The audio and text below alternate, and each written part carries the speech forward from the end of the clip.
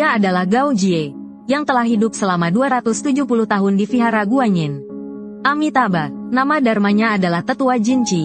Amitabha, awalnya, ia hampir mencapai pencerahan dan naik ke surga. Tetapi karena keserakahan sesaat, ia kehilangan kesempatan besar yang sudah di depan mata. Semuanya berawal dari katak yang sedang mencari pasangan ini. Dengan mangkuk sedekah yang dijatuhkan, Jinchi kecil muncul di hutan yang sunyi di malam hari.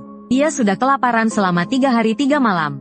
Meskipun gurunya pernah berkata, biksu tidak boleh membunuh, mungkin karena masih muda, atau mungkin hatinya belum mantap. Jinchi kecil ingin menangkap katak yang hidup untuk dimakan. Dia mengejar katak itu terus-menerus. Tanpa disadari, dia bertemu dengan beruang hitam besar yang sedang makan. Jinchi kecil ketakutan dan terduduk di tanah. Tidak bisa bergerak, melihat beruang hitam besar itu terus mendekat. Yang bisa dia lakukan hanyalah menutup mata, dan terus-menerus membaca Amitabha.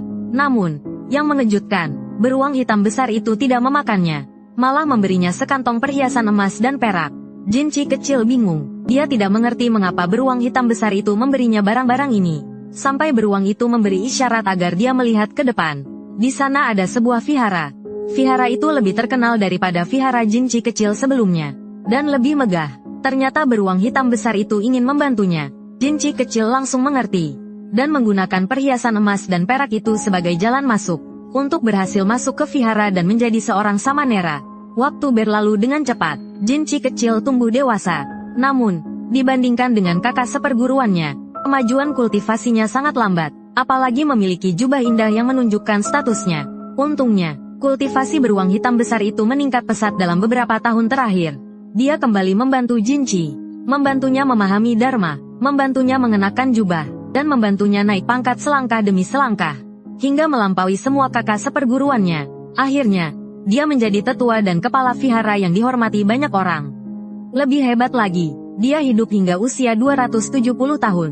Selama perjalanannya, berkat bantuan Hei Xiongjing, Jinchi berhasil mengumpulkan banyak kekayaan. Ia menjadi sangat kaya. Hobi terbesarnya, yaitu mengumpulkan jubah-jubah kesayangan yang memakan waktu, tenaga, dan biaya. Jubah-jubah yang diketahui para murid vihara saja, berjumlah 7 hingga 800 buah. Banyaknya model jubah, mewahnya bahan kain, sungguh mempesona dan menakjubkan. Namun, pada hari itu, seorang biksu dari negeri timur datang, mematahkan kesombongan itu. Walaupun ia hanya memiliki satu jubah yang layak dipamerkan, jubah itu adalah pemberian Dewi Kuan Yin.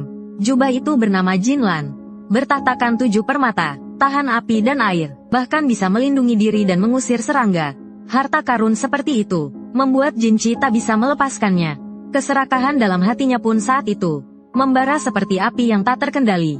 Akhirnya, atas hasutan muridnya, Guangzi dan Guangmou, Jinchi merencanakan untuk mencuri jubah sang biksu, dan kembali berniat membunuh. Ia berencana membakar sang biksu, agar tidak ada saksi. Namun, ia meremehkan murid sang biksu, Sun Wukong, Raja Kera Sakti.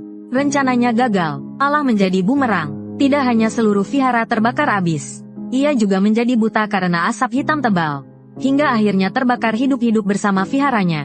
Meskipun telah mati, keserakahan dan obsesi Jinchi tak juga hilang. Lalu ia menjadi seperti yang kita lihat di Black Myth, Wukong.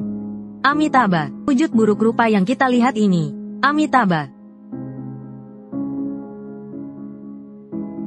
Murid-muridku, orang-orang luar datang lagi, membawakan harta baru untukku.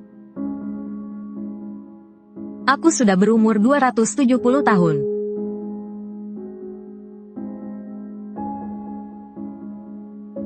Bagaimana mungkin aku tidak memilikinya? Tidak, Guangzi, Guangmou, aku tidak mau jubah compang camping itu, tidak mau. Jangan dibakar.